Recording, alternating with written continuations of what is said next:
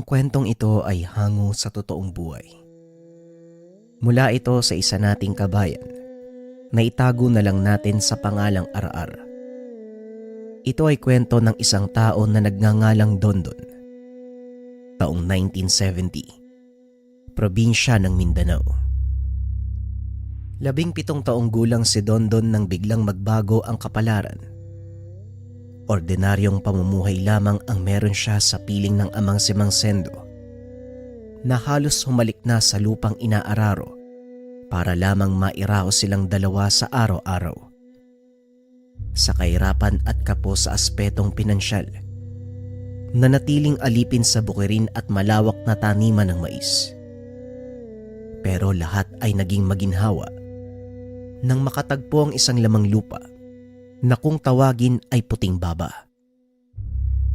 Naging gabay niya ang nasabing nilalang, lalo na sa mga sandaling kinakailangang mapalaban sa mga kalabang nagtataglay ng pambihirang lakas. Tay, ipagpaliban niyo po muna yung pag-aararo. Makakapagantay naman si Doña Sita hanggang sa gumaling kayo eh. Nasabihan ko na siya kahapon. Kailangan po ng pahinga ng tuhod niyo eh. Wika ni Dondon sa ama na umaaray sa pananakit ng mga tuhod. Magdadalawang taon niya na itong napapansin sa pagrereklamo sa karamdaman, pero pilit pa ring lumalaban para lang matugunan ang pangangailangan. Bagay na lihim na ikinikirot ng puso. Kung hindi ako mag-aararo ngayon, wala tayo makakain. At isa pa, sayang din ang pera na isasahod. Makakabili tayo ng bigas, kape at dilata. Huwag mo na akong alalahanin, Dondon. Makakaya ko to. Kung sakali mang hindi na kaya, doon na ako titigil. O siya, mauna na ako. Mag-ingat ka at kung aalis man, huwag kalimutang isara ang pintuan. Nagbuntong hininga na lamang si Dondon habang hinahatid ng tingin ang papalayong ama. Mariin pa itong nakahawak sa kawayang daladala na ginawang tungkod, pangsuporta para hindi mawalan ng balanse. Nang makalis na ito, gumayak na rin siya para makaakyat ng kabundukan at manguha ng mga kabuti. Nakasanayan niya na ang ganitong gawain lalo pa kapag natatapos ang matinding ulan. 2 hanggang 3 katamtamang laki ng buslo ang madalas na makuha. Ang iba ay binebenta sa kapitbahay at ang natitira ay kanilang inuulam. Naging maingat siya sa pag-akyat ng bundok dahil madulas ang daan. Kagabi pa lang tumila ang ulan, matapos 2 araw na walang tigil sa pagbuhos. Pagdating niya sa itaas, napangiti siya dahil bumungad ang hindi mabilang na mga kabuti. Kumikinang pa ang iilan na ipinagtataka niya, subalit hindi na pinansin dahil sa tuwa. Nakangiti pa habang isa-isang binubunot. Sa dami nito, mabilis na napuno ang 3 buslo. Pagkatapos si Dondon sa pangunguha, nagpasya siyang mamulot ng bunga ng sampalok. Hindi na kailangan pang akyatin ng puno dahil maraming nauhulog sa baba. Sariwa naman at pwede pang makain. Nagugutom siya at buwat nang wala ng prutas na makita, yun na lamang ang pinagtiyagaan. Nang mapansin ang papadilim na kalangitan, ilang sandali lang ay pwede nang bumagsak ang ulan. Nagmamadali siyang bumaba ng kabundukan. Saktong pagdating ni Dondon ng tahanan ay bumuhos ang malakas na ulan. Tamang-tama rin dahil may dala siyang kabuti, ilalaga at gagawing ulam para sakto ang panahon sa mainit na sabaw. Inihanda niya ang mga sangkap sa kusina. Hinugasang mabuti ang maputik na kabuti. Pagkatapos ay hiniwa-hiwa ng katamtamang laki. Habang abala ang atensyon sa ginagawa, sa gilid ng kanyang paningin ay meron siyang nakita. Anino ng isang bata na palakad-lakad sa likuran. Makailang ulit niya itong nilingon, subalit wala namang namamataan. Inisip na lamang ni Dondon na baka pinaglalaroan lamang ng sariling paningin. Pero habang tumatagal, Parang may kasama siya sa bahay.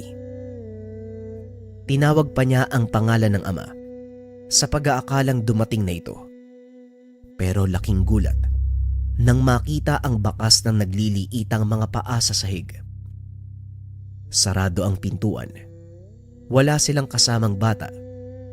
Sa tansya ni Dondon, mukhang paa ng 5 taong gulang. Napapakamot na lamang siya ng ulo dahil kahit anong tingin sa paligid, walang nakikitang paslit. Ilang sandali pa dumating na si Mang Sendo, nagtataka sa kanyang kinikilos.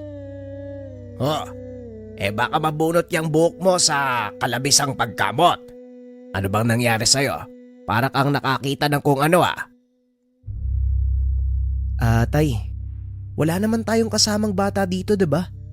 Pero tignan mo, may bakas ng paa diyan sa sahig. Nakakapagtaka, 'di ba? Maging si Mang Sendo ay nagulat sa nakita. Katulad ng sinabi ng anak, meron ngang maliit na yapak sa sahig, parang dinaanan ng isang paslit. Lumakad ka ba nung umalis ako? Baka naiwan mong nakabukas ang pintuan. Tapos may nakapasok na bata. Tay, nasara ko naman yung pintuan pagkaalis ko eh. Saka kanina wala yan dito eh. Bigla na lang nagkaroon yan ngayon lang. Parang may kasama nga ako dito, tay. Hindi ko na nga alam eh. Naguguluhan na si Dondon sa kanyang pakiramdam. Kaya hindi na malaman kung anong sasabihin. Si Mang Sendo naman, hindi na binigyan ng pansin ang mga yapak sa sahig. Pinunasan na lamang ng basahan para maalis at matapos ang usapan. Para sa ama, naiwan ng anak ang pintuang nakabukas. Kaya maaaring may nakapasok na bata doon sa loob. Minsan niya nang napansin ang pagiging makakalimutin nito. Kaya hindi na siya nagtaka kung may ganitong pangyayari. Pagsapit ng 10:00 ng gabi, kakatapos lang nilang maghapunan, pinagsaluan ng putahe ng kabute bilang ulam. Nauna sa higaan si Mang Sendo upang ipahinga ang sumasakit na mga tuhod. Samantalang nagmuni-muni muna si Dondon habang nakadungaw sa bintana. Bumubuhos pa rin ang ulan ng mga sandaling iyon. Hindi naman ganong kalakas. Itinapat niya ang palad sa tumutulong tubig ng ulan. Nililibang ang sarili. Natigilan siya dahil may sumabay sa kanya. Isang garalgal na boses ang nagsalita. Sinundan pa iyon ng mahinang pagtawa. Tinignan niya ang paligid sa pag-aakalang ang ama ang nagloloko. Pero pagtingin sa kwarto ay tulog na ang matanda. Kinabahan na siya dahil hindi natigil ang pagtawa hanggang sa may anino ng sumasabay sa galaw ng ilaw ng lamparilyang nakapatong sa mesa. Batay sa figura, isang matabang nilalang, may mahabang buhok na sumasayad sa kinakatayuan.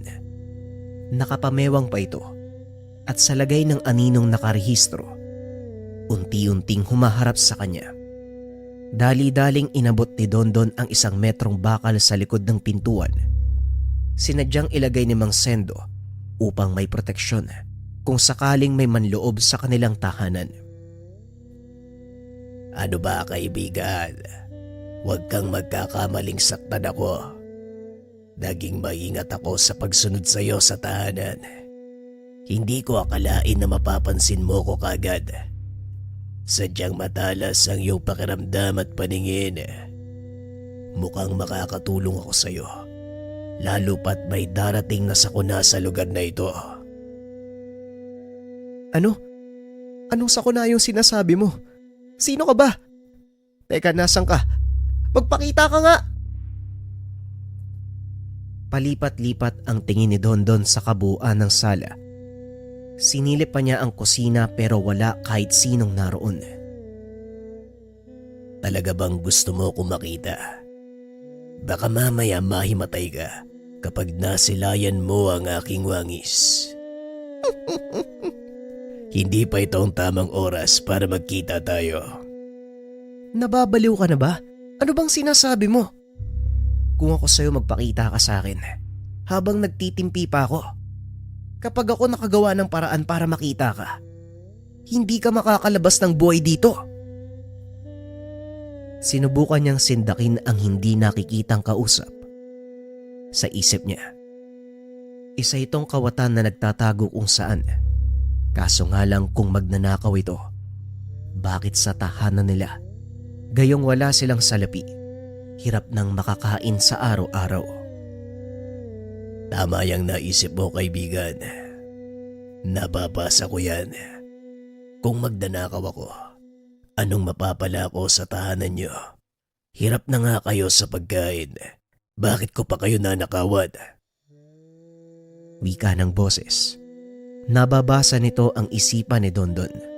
Mas lalong ninais ng binata na mahuli ang kausap. Idagdag pa ang mapang-asar nitong pananalita at nakakarinding pagtawa.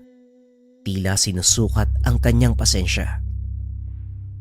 Sinasabi ko sa'yo, kung hindi ka magpapakita sa akin, malilintikan ka talaga. Huwag mo ngang binabasa yung isipan ko. Tumawa na lang ang boses.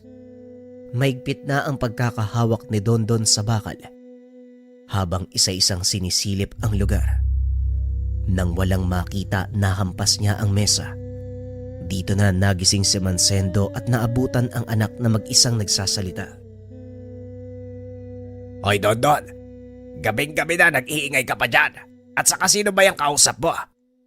May pahampas-hampas ka pa sa mesa. Tignan mo yan.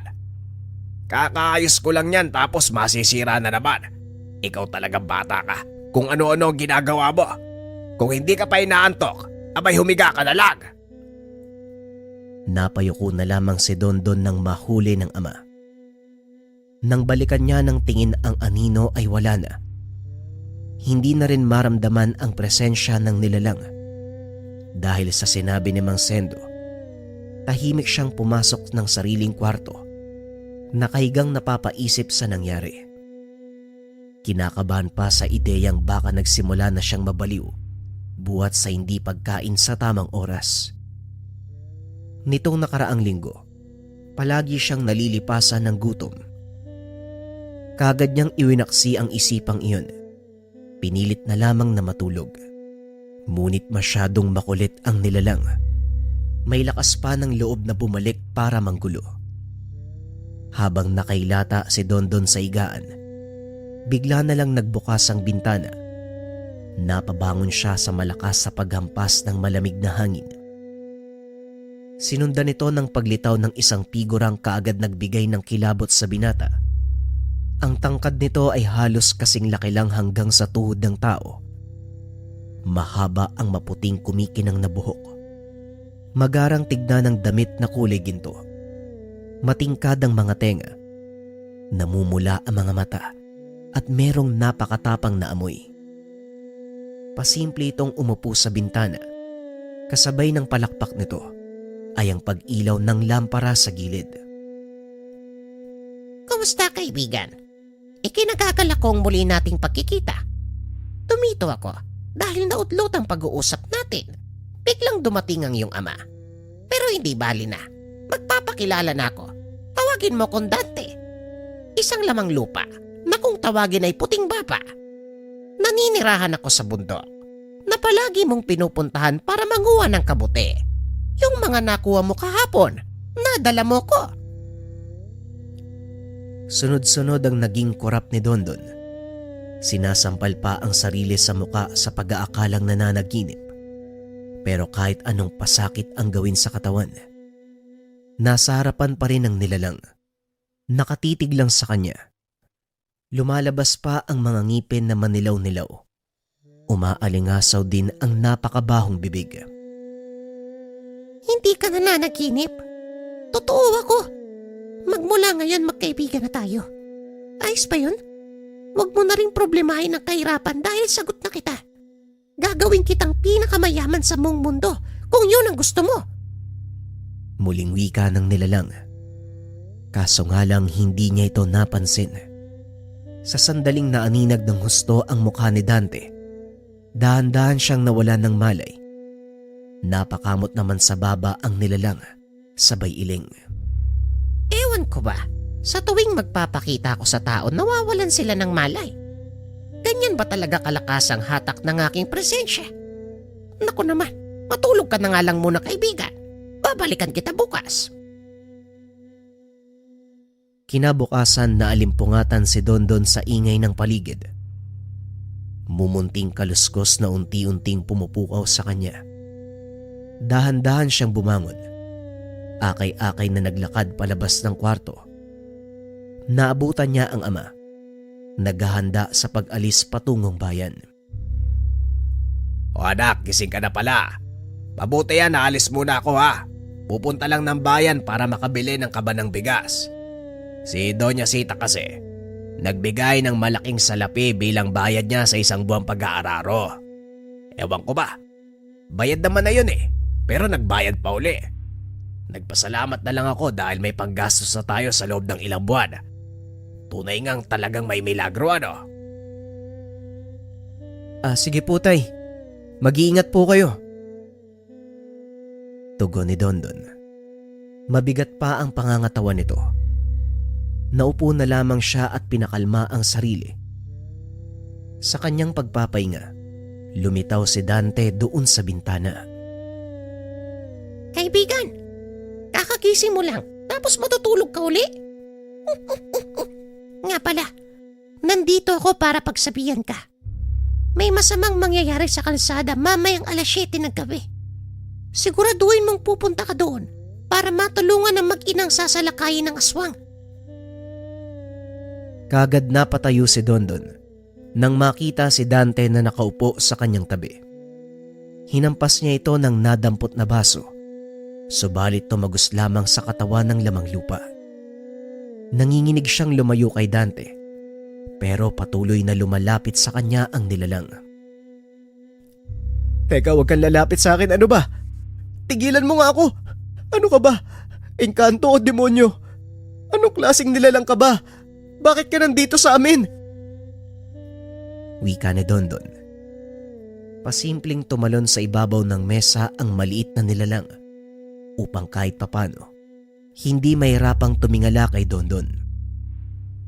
Kaibigan, nasabi ko na sa iyo na isa akong lamang lupa. Puting baba ang tawag sa katulad kong nilalang. Naninirahan ako sa kabundukan sa ilalim ng lupa. Naisama mo ko sa pangunguha ng kabutay nung nakaraan. Naging libangan ko ang pagpapanggap dahil sa baba kong mahaba at hugis kabute. Pero sinadya kong magpakuha sa iyo para maging malapit tayo. Lamang lupa, puting baba, kabute. Ano ba, lintik na. Umalis ka nga ditong maligdo ka. Sinabuyan ng asin ni Dondon ang lamang lupa. Pero hindi ito umepekto. Hindi takot ang katulad ni Dante sa ganung pamamaraan. Natigil lang siya nang maging seryoso ang maliit na nilalang. Tama na ang kalukuhan, kaibigan. Oras na para maging seryoso. Dahil hindi ko galing magsayang ng panahon. Hindi ako kauri ng tao. Isa kong nilalang na may kakayang hindi nyo kayang gawin. Isa sa aking katangian ang malaman ng paparating na banta ng ibang nilalang sa lugar na aking kinabibilangan. Ang layunin ko rin ay tumulong para maitaboy ito. Pero ang kumalaban ng ibang lahi ay imposible kung walang tutulong na tao. Kaya naman gusto ko makipag-alyansa sa iyo. Hindi ka naman malulugi dahil pareho tayong makikinabang. Matutulungan mo ang mayayaman dito at hindi rin masisira ang bundok na tinitirahan ko. Napatitig na lang ang binata sa nilalang ni hindi malaman kung anong gagawin o isasagot. Naririnig naman niya ang bawat sinasabi nito pero walang balak na umintindi ang kanyang isipan, naguguluhan sa mga nangyayari. Ulitin ko, kaibigan. Mamayang 7:00 ng gabi pumunta ka sa kalsada upang mailigtas ang mag-ina. Kung hindi ka rarating, isipin mo na lang na ikaw ang magiging dahilan kung bakit may buhay na masasaktan. Tandaan mo yan. Matapos magsalita ni Dante, bigla na lang siyang naglaho. Si Dondo naman sa kabilang banda ay nakaramdam ng takot.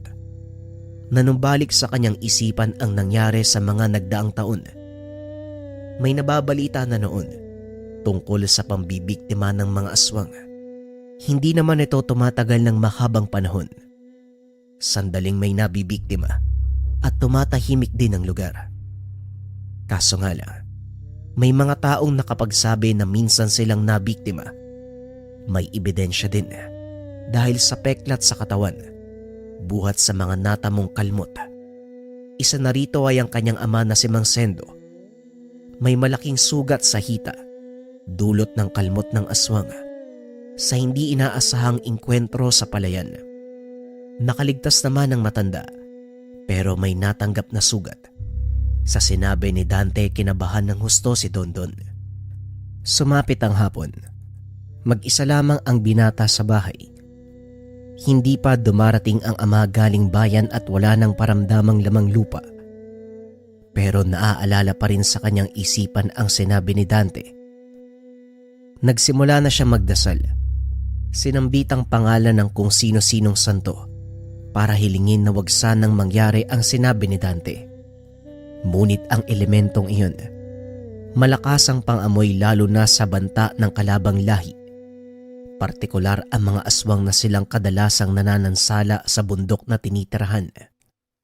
Ang puting baba ay uri ng lamang lupa na ayaw magpaistorbo sa pananahimik sa itinuring bahay, pero may mga pagkakataon na doon nagaganap ang sagupaan ng mga aswang kontra tao o aswang kontra sa aswang.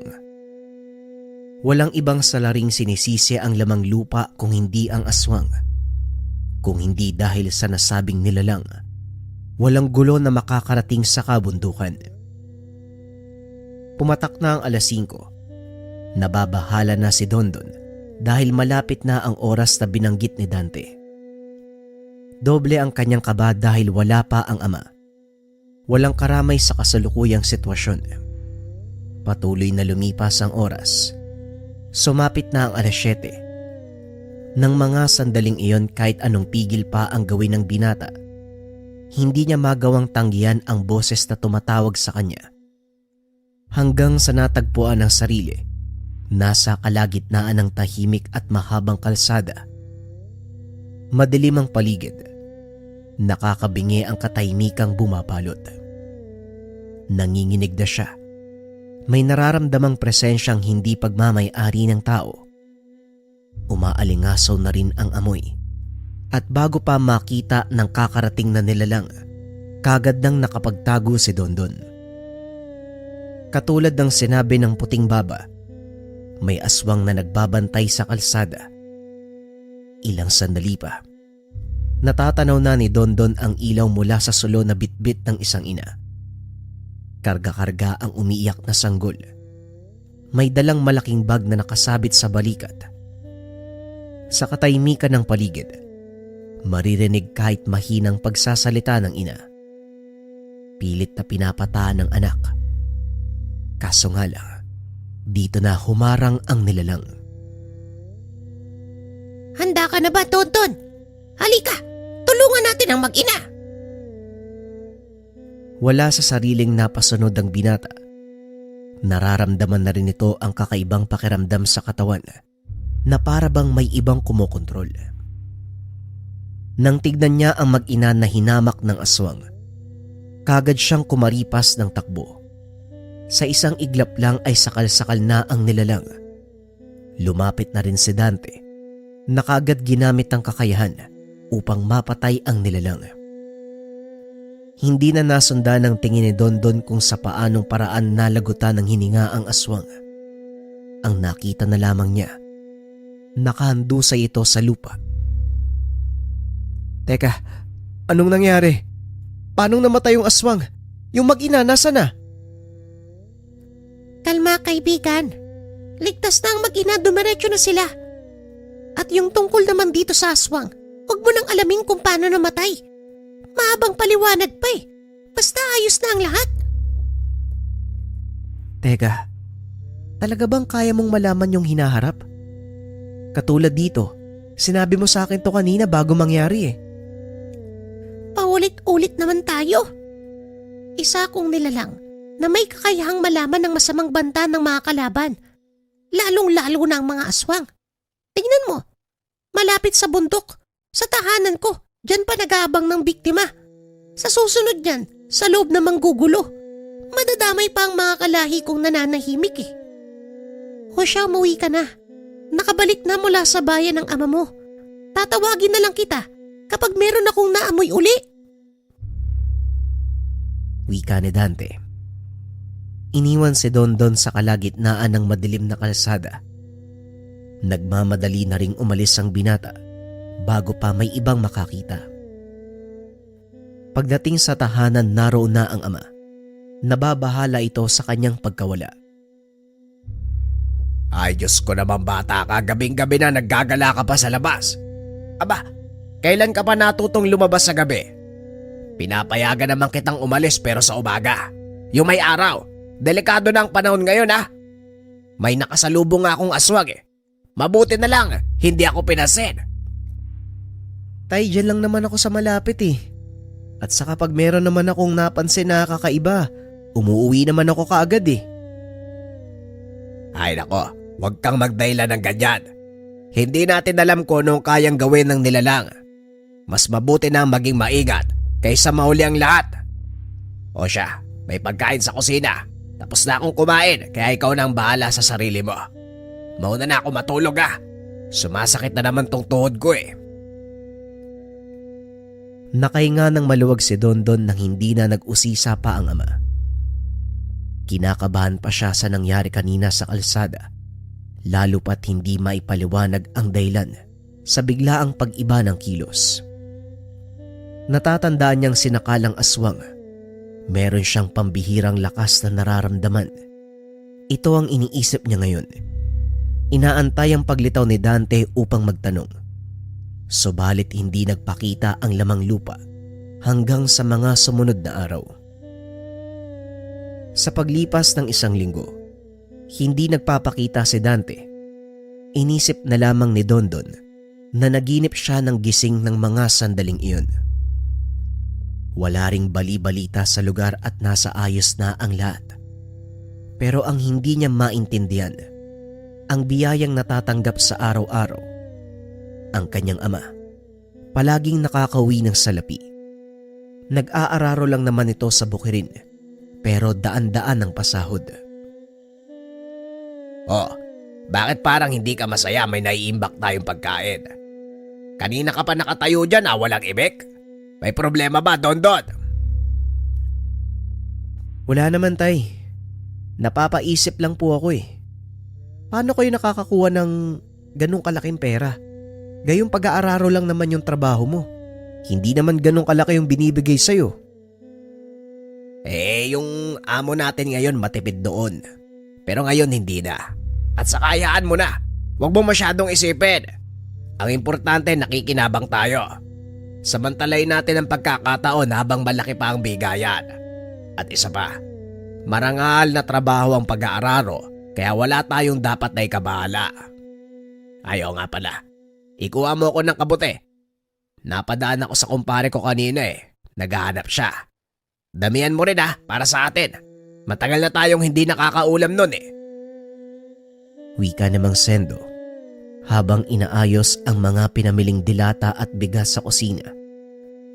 Nabuhayan ng loob si Dondon sa sinabi niya. Kaagad na umalis ang binata dahil gusto ring makibalita kay Dante. Doon niya natagpuan ang lamang lupa. Kaya hindi nalalayong magkita sila muli. Subalit natapos na lang siya sa pangunguha. Walang nilalang na nagpakita sa kanya. Sa pagsapit ng gabi, hindi makatulog si Dondon. Naupo siya sa harapan ng bintana at matamang pinagmasdan ng paligid. Ilang sandali pa, nagulat na lamang sa biglaang pagsulpot ni Dante. Pasensya ka na kung ngayon lang ako nagpakita, kaibigan. Tulog ba ang tatay mo? Kung oo, halika. May nangangailangan ng tulong mo. Hindi na nabigyan ng pagkakataong makapagsalita si Dondon. Kaagad siyang dinala ni Dante sa lugar kung saan unang bumungad ang aswang na nakaantabay sa labas ng bahay ng komadrona. Kasalukuyang may nanganganak ng sandaling iyon. at ang nilalang ay nag-aantay ng tiyempo upang makuha ang sanggol. Seryoso ba to? Aswang na naman. Paano natin matutulungan yung mga tao? Sige, gamitin mo to. Maliligtas mo ang tao sa pamamagitan ng bato na yan. Nagtataglay yan ng kakaibang lakas at walang laban ng aswang dyan. Lumakad ka na, Dondon. Nakasalalay sa iyo ang kaligtasan ng sanggol. Hindi na nakapalag ang binata dahil naglaho na si Dante. Nanginginig siyang nakatitig sa hawak na bato na nabigay sa kanya. Kumikinang, nag-iinit. Unti-unti rin nararamdaman ni Dondon ang kakaibang enerhiya sa kanyang katawan. Hindi malaman kung saan nanggagaling. Ang sumunod niyang napansin ay ang paglapit sa aswang. Kinaladkad palayo at hinamon. Tila nagbago ang kanyang ugali sa sandaling iyon. Parang mabangis na hayop na walang aatrasan. Kahit sino pa man ang karap. Sa isang iglap, bumulagta ang aswang. Ni hindi matandaan ng binata kung paano niya napatay. Nang matauan, nanginginig siyang nakatingin sa mga kamay na may dugo ng nilalang. Huwag kang matakot, kaibigan. Ganyan talaga. May pagkakataon na madudungisan ang dugo ng kalaban ng ating kamay para lang sa kaligtasan ng iba. Teka, paano ko nagawa yun? Hindi ko matandaan na may sinaktan akong aswang eh. Kinaladkad ko, oo, pero hindi ko ginalaw. Hayaan mo. Sa susunod na mapapalaban ka, malinaw mong matatandaan ang bawat detalye. Ngayon ingatan mo ang mutya ko. Yan ang magsisilbi mong gabay para mapuksa ang mga aswang na maglalakas loob na mambiktima sa lugar nyo. Dante naman, bakit ako pa? Ano bang ginawa ko para lapitan mo? Namimili kami ng mga tao, Dondon. Ikaw ang nagustuhan ko, kaya wala ka nang magagawa kung hindi gawin ang parte mo. Muling wika ni Dante. Dala ni Dondon ang maiwagang bato hanggang sa pag-uwi. Nagdadalawang isip pa siyang ipasok ng tahanan dahil baka makita ng ama. Pero tulog na ito. Tinignan niya ng husto ang bato. Ordinaryo lang naman, para itong nakikita sa tabi ng daanan. Ngunit nang maisip ang pinamalas nitong galing sa pakikipaglaban sa aswang, hindi maiwasan ng binata ang mamangha. Magmula ng sandaling iyon, naging buo ang paniniwala niya sa kapangyarihan ng mga nilalang katulad ni Dante. Sa paglipas ng mga araw, wala pang banta ng aswang sa paligid. Dumadalaw rin paminsan-minsan si Dante kay Dondon. Nag-uusap sila na parang matagal nang magkakilala. Napansin ito ni Mang Sendo. Kagad siyang nabahala. Naisip na baka may diferensya na sa pag-iisip ang anak dahil nakikita niyang nagsasalita ito.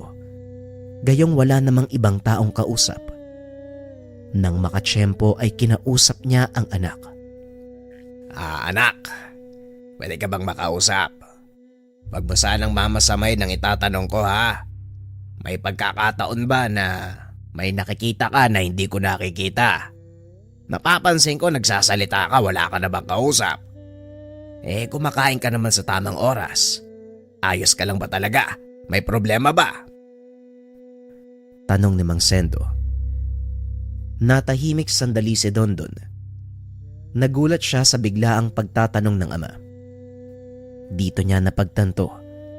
Nakita siya ng ama habang nakikipag-usap kay Dante. Hindi nito nakikita ang nilalang, kaya't napagkakamalan siyang baliw. Ano lang siguro, alam nyo na, di ba? May mga pagkakataon talaga na kailangan nating kausapin yung sarili natin, di ba? Parang para mas magpursige ka. Yun lang naman ho. Pagrarason ni Dondon, kagad siyang pinaniwalaan ni Mang Sendo. Ayaw nitong isipin na may sakit sa utak ang anak. Ano ba? Basta wag ka magpapalipas ng gutom ha. Marami na tayong pagkain Kaya kumain ka ng tama sa oras. Kinakabahan ako baka matuluyan ka. Ay nako, wag naman sana. Natawa si Dondon sa mga sinabi ng ama. Pero sa loob ng binata ay kinakabahan siya. Lihim lamang nila ni Dante ang nangyayari, kaya natatakot siya na baka mahuli ni Mang Sendo. Hindi pa handa ang binata sa magiging reaksyon nito kung sakaling malaman na may kinakausap siyang ibang nilalang. Pagsapit ng gabi bandang 7:00, matutulog na sana si Dondon nang mapansin ang pagkislap sa aparador. Nilapitan niya ito at nakita ang bato na umiilaw. Halos mapaso siya nang hawakan ito. Nataranta ang binata ng una. Hindi alam kung anong gagawin. Pero nang maisip ang bili ni Dante ay pinakalma niya ang sarili. Pinakiramdaman ng bato para matukoy ang ipinapaywatig. Mula sa kung saan, biglang lumitaw sa kanyang isipan ang isang pamilyar na paligid. Ito ang tinuturo ng mutya. Kaagad niya itong binulsa. Nagmamadaling lumakad patungo sa nasabing lugar. Pero bago yun, kumuha muna siya ng patalim sa kusina.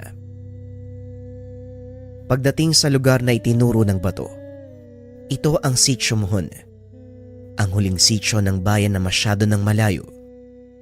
Tahimik ang lugar, pero umaalingasaw ang napakasangsang na amoy. Hindi nagtagal, nahanap na ni Dondon ang pinagtataguan nito.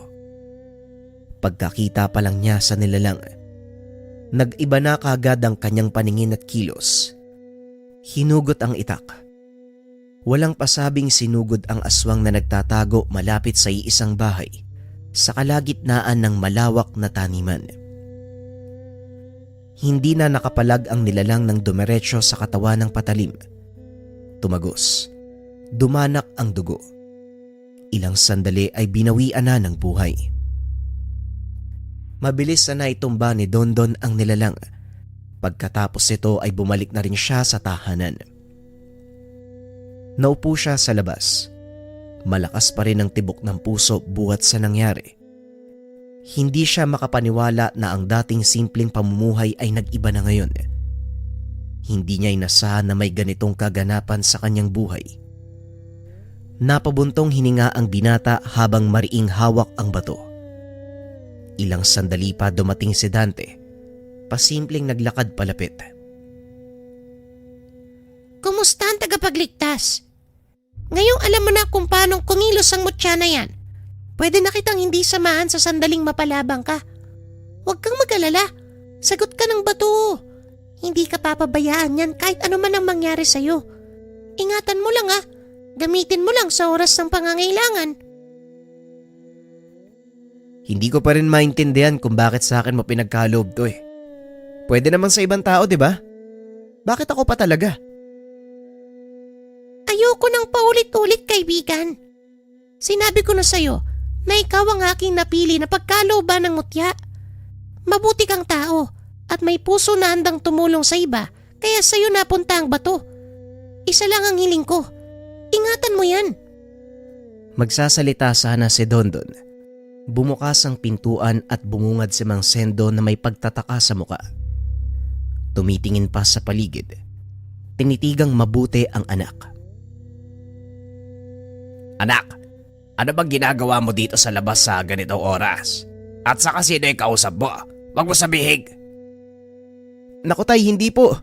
Nagkakamali po kayo ng iniisip. Hindi po ako baliw sadyang. Sadyang ano? Naririnig kitang nagsasalita, Dondon. Hanggang ngayon ba kinakausap mo pa rin yung sarili mo? Anak, may problema ka ba talaga? Nag-aalala na ako sa'yo eh. Tatay naman oh. Ano lang, hindi ako makatulog kaya lumabas ako sandali. Tara na nga ho, doon na po tayo sa loob. Malamig ho rito oh. Hindi na nakapagsalita si Mang Sendo nang hilahin ng anak papasok ng tahanan. Nakahinga na rin si Dondon dahil hindi na nagpumilit pa sa pag-uusisa ang ama. Kinabukasan naging usap-usapan sa buong bayan ang tungkol sa natagpuang bangkay ng aswang Kagad namang niligpit ng tauhan ng barangay, pero hindi pa rin mawala ang pangamba ng lahat. May iilan na ring nakakapagsabi, nakaramdam ng banta ng nasabing nilalang. May nakarinig ng halinghing at kung ano-ano pang ingay na gawa ng aswang. Pasalamat din nila dahil walang taong napuruhan. Kinagabihan, mag-isa lang si Dondon dahil hindi pa nakabalik si Mang Sendo matapos mautusan ng amo na si Doña Sita sa bayan. Meron siyang hinatid na ani. Nabahala na rin ang binata dahil mag-aalas 8 na wala pa ang ama. Kanina pa siya nag-iintay sa bakuran. Nagpresenta naman si Dondon na sumama ngunit humindi ito. Mas mabuti na raw na may maiwan sa bahay. Makalipas ang ilang sandali, pumatak na ang alas 9. Hindi na siya mapakali kaya naman napagpasyang sunduin sa daan si Mang Sendo. Bitbit niya ang itak sa kanang kamay, solo sa kaliwa, at ang mutya ay nasa loob ng bulsa. Nasa kalagitnaan ng daan si Dondon. Tahimik ang paligid. Ang tanging maririnig ay ang kanyang mga yabag. Nalampasan niya na ang 6 na barangay at malapit na siya sa mismong sentro ng bayan nang makarinig siya ng hiyaw ng saklolo. Batay sa lakas ng ingay, malapit lang ito sa kanya. Ayaw na sanang pansinin dahil hindi naman ito ang kanyang sadya. Pero hindi kayang baliwalain, lalo na nang mapansin ang pag-init ng bato sa bulsa. Lumi siya ng daan. Hinanap ang pinagmumula ng sigaw. Nakarating ang binata sa taniman ng pinya. Kakaani lang ng prutas kaya walang sagabal sa malawak na lupain. Buhat sa unahan, nakita niya ang aswang na hinahamak ang 2 bata. Kagad siyang sumaklolo at ginamit ang kapangyarihan ng mutya. Nang magawa niyang makuha ang atensyon ng nilalang, sinenyasan niya ang mga bata na umalis. Ginawa niya na ang tungkulin at pinarusahan ng aswang. Halos magutay-gutay ang katawan ng nilalang sa dami ng taga na binitawan. Mabuti na lang nakapagpigil si Dondon bago maging pino ang kabuuan. Bumulagta na lamang ang nilalang na wala ng senyales ng buhay. Kagad namang nagpasalamat ang 2 bata na kanyang tinulungan. Bakit nandito pa kayo? Hindi ba sabi ko umalis na kayo? Ano pang ginagawa niyo dito? Alis na! Wika ni Dondon. Gusto lang po sana naming manguha ng gagamba para paglabanin, kaso inabol po kami. Yan ang sinasabi ko eh. Bakit ba kasi kayo nangunguha ng gagamba? Kayong 2, umalis na kayo dito bago pa man may dumating na ibang aswang. Gusto niyo ba yun? Kagad nagtakbuhan palis ang 2. Nagtataka si Dondon dahil hindi siya nakilala ng mga ito. Anak iyon ni Mang Tomas at Mang Benny. Dating kapitbahay na ngayon ay nasa kabilang barangay naninirahan. Ilang sandali pa, lumitaw si Dante para sagutin ang kanyang katanungan. Protektado ka ng mutya ko, kaibigan. Hinding-hindi ka makikilala ng makakarap o makakalaban mo. Kahit ang mga taong tinulungan mo, walang problema. Umayos ka na ha, may ililigtas ka uli. Eto naman si Dante sumusulpot na lang bigla eh. Talagang mahiwaga kayo no? Pati tong bato kung titignan parang ordinaryo lang pero ang angas ng kapangyarihan. Ganyan talaga. Gamitin mo sa tama. Huwag ka rin maghahangad ng masama dahil hindi kagana ang bato. Tutulong lamang yan kapag may nasa panganib. Ngayon lumakad ka na dahil makakasalubong mo sa daan si Mang Sendo. Umuwi na kayo. Mag-ingat sa daan. Naalerto si Dondon nang sabihin nito ng lamang lupa. Nagmamadali siyang bumalik sa daan dahil ayaw niyang mahuli ng sariling ama. Kaso nga lang kagaya ng sinabi nito. Nagkasalubong nga sila. Parehong nagulat nang makita ang isa't isa. Oh, anong ginagawa mo dito? Ang layo ng bahay tapos napadpad ka dito. Napatingin pa sa paligid si Mang Sendo. Pagkatapos ay matamang tinitigan si Dondon. Hoy anak, ano bang nangyayari sa'yo? Nung una nagsasalita ka lamang isa. Ngayon naman gumagala ka ng 10 oras. May hindi ka ba sinasabi sa akin? Kagad sumagot si Dondon sa maling iniisip ng ama. Ano po kasi tay, sinusundo ko po kayo. Ang tagal nyo kasi. Nag-aalala ako sa bahay baka kung ano nang nangyari sa inyo eh. Talaga lang ha? Sigurado ka ba sa sinasabi mo? Pakiramdam ko may hindi ka talaga sinasabi sa akin eh. Dondon, tatay mo ako. Huwag ka matakot na magsalita. Oo nga tay, tatay nga kita tapos kung ano-ano yung iniisip nyo. Halika na, bago pa lumalim ng husto yung gabi oh. Maupos na yung sulo natin. Hindi na nagtanong pa ang ama matapos nun. Napabuntong hininga si Dondon nang makarating sa tahanan. Patuloy niyang kinumbinsi ang ama na walang mali sa kanya. Mabuti na lamang naniwala. Hindi na nagtanong pa kaya hindi na siya nahirapan. Lumipas ang ilang araw bago muli nagparamdam ang aswang. Sa pagkakataong ito sa kabilang bayan umatake. Dala ni Dondon ang mutya at itak na nakasugbit sa kanyang tagiliran. Nagmamadali niyang pinuntahan sa kanilalagyan ang nilalang na halos makapasok na sa pinupunteryang bahay. Walang nakapansin. Tulog na ang mag-ina sa tahanang iyon. Naiwang nakabukas ang malaking bintana kung kaya't nakahanap ng pagkakataon ang aswang na pumuslit. Pero bago ito mangyari, nagawa na ng paraan ng binata. Kinaladkad niya sa malayo ang nilalang upang doon parusahan. Naging mabilis ang pangyayari. Sinubukang manlaban ng aswang. Paulit-ulit na kinalmot si Dondon. Sinubukan pang mangagat pero hindi na hinayaan ng binata. Kagad niyang pinatahimik sa pamamagitan ng paulit-ulit na pagsaksak ng patalim sa iba't ibang bahagi ng katawan. Tumagas na ang dugo. Binawian ito ng buhay. Napabuntong hininga si Dondon habang tinititigan ang nakailatang bangkay ng aswang sa lupa. Nakabalik na siya sa wisyo ng mga sandaling iyon. Hindi mapigilan ang pagkiskisan ng ngipin ng dahil sa gigil. Ilang beses niya nang nasaksiyan ang pagtatangka ng lahi ng aswang sa mga tao, kaya gano'n na lamang ang kanyang reaksyon. Pwede namang hayop na lang yung biktimahin. Bakit kaya kailangan pang gambalain yung mga tao? May mga ganong uri ng aswang. Mas gusto nila ang dugo at laman ng tao. Meron din naman hayop lamang ang kinakain. Pero importante, naililigtas mo ang buhay ng mga biktima. Napalingon ng binata sa pinanggagalingan ng boses.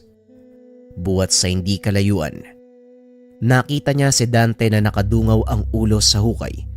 Nilapitan niya ito at nagtanong. Ilang aswang pa ba'y makakalaban ko para matapos na to? Ilang inosenteng tao pa ba yung kailangan malagay sa alanganin? Hindi na to pwede, Dante. Kumalma ka lang. Hindi ko masasagot kung ilang aswang pa makakarap mo. Ang mutsyang bato lang ang makakapagsabi, kaya bantayan mong maigi dahil bawat pag-ilaw at pag-init niyan may mapapanganib na buhay. Maging alisto ka kaibigan sa lahat ng oras. O siya, umuwi ka na. Malalim na ang gabi oh. Sa palagay ko wala namang gagambala sa mga susunod na oras. Pero maging alisto ka pa din. Wika ni Dante at umalis na sa lugar. Hindi na rin nagtagal si Dondon. Nagmamadali na siyang umuwi bago pa man maabutan ng hating gabi. Muling lumipas ang ilang araw. Meron na namang nababalita ang aswang na pagala-gala sa kabilang lugar. Masyado na itong malayo sa bayan nila Dondon, pero umabot sa buong dako dahil sa iniwang pananalanta. Inubos sa mga baboy sa piggery. 2 sa trabahador ang nagtamo ng sugat sa katawan. Pareho ring ligtas matapos maagapan. Ikaw anak, wag na wag kang lalabas ng gabi ha. Tignan mo na ang nangyari. Naalerto na ang lahat dahil sa mga aswang na yan.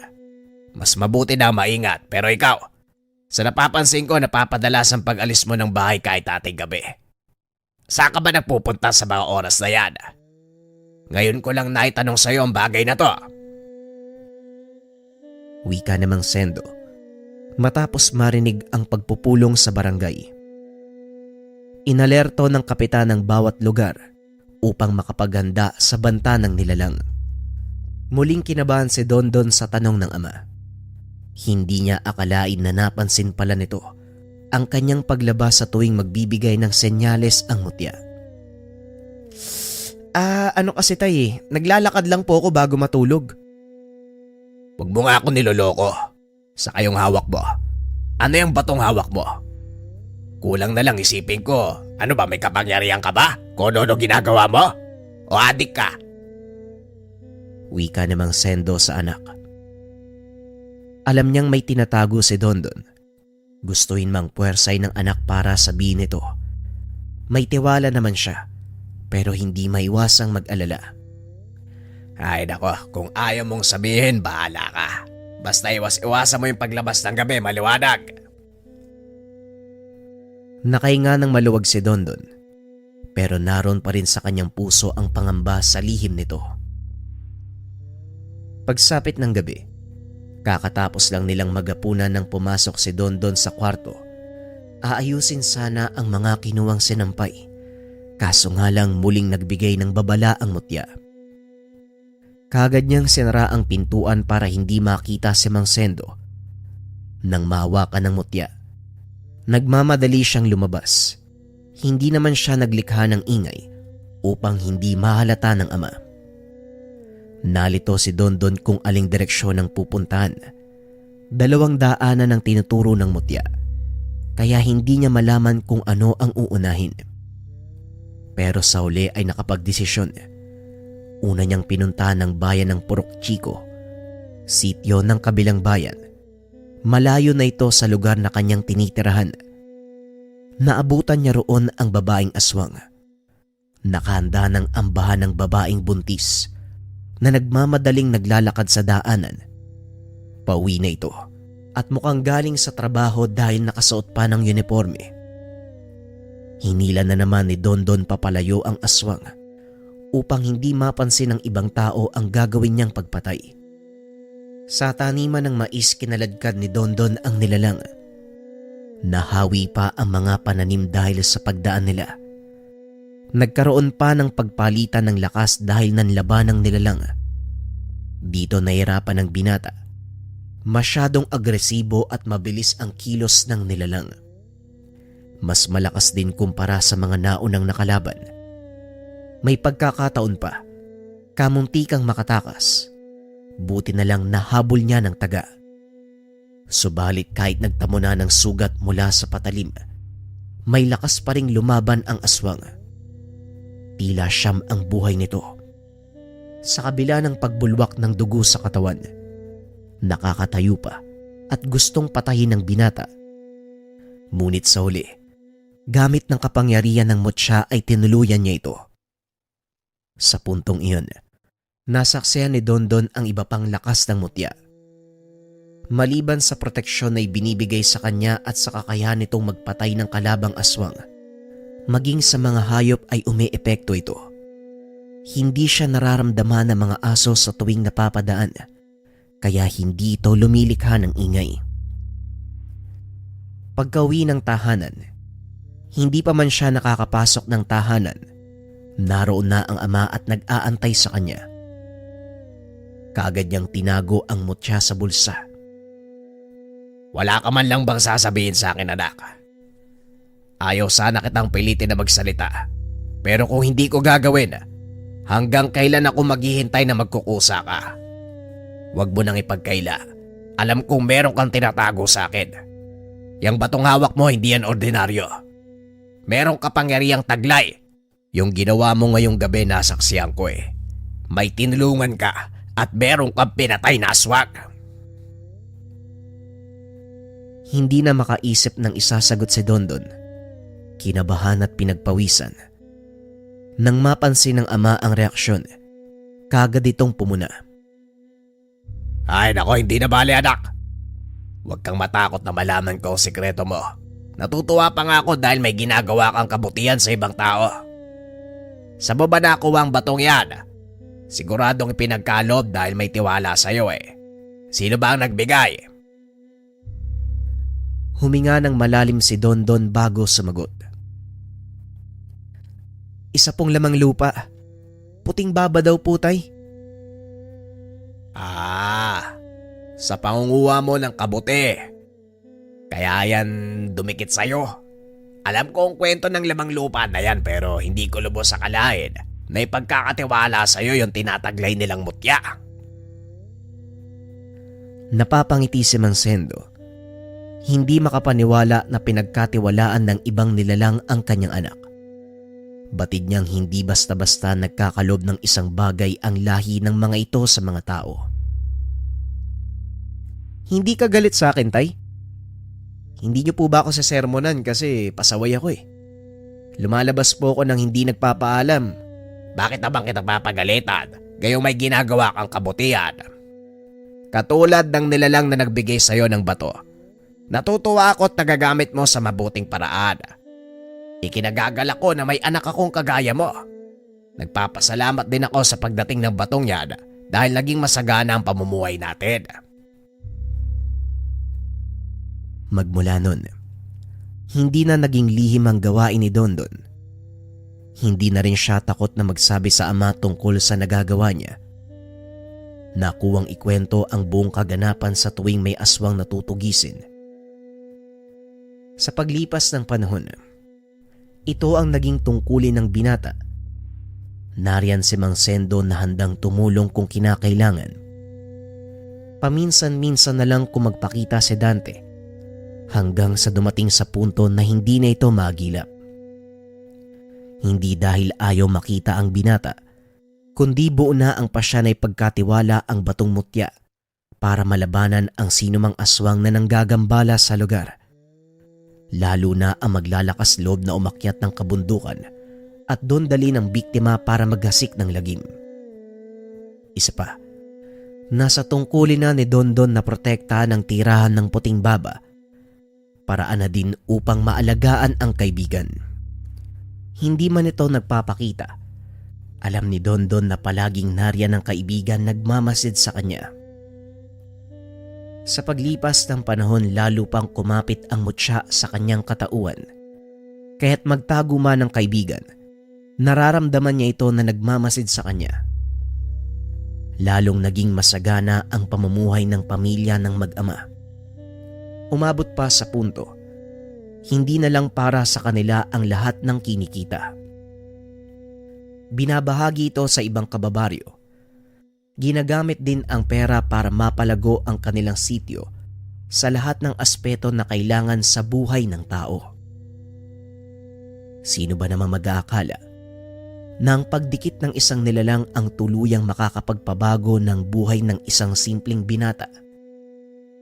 Umabot pa sa punto na maging buong baryo ay nakinabang sa munting kaibigan ni Dondon, ang puting baba, ang puting duwende ng sityo. Maraming salamat sa pakikinig ng ating kwento mga kabayan, Partikular sa kwentong duwende mga kabayan, Maraming karanasan tayo mga Pilipino na pumapatungkol dito. Kasi itong mga nilalang na duwende, sobrang malapit sila sa mga tao.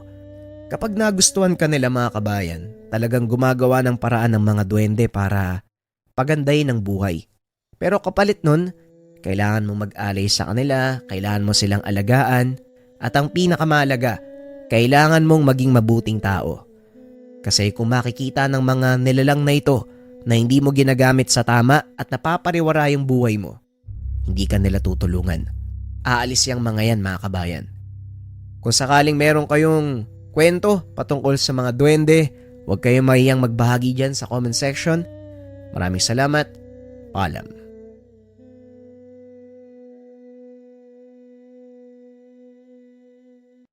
Mahilig ka bang mag-travel o palagi kang wala sa bahay?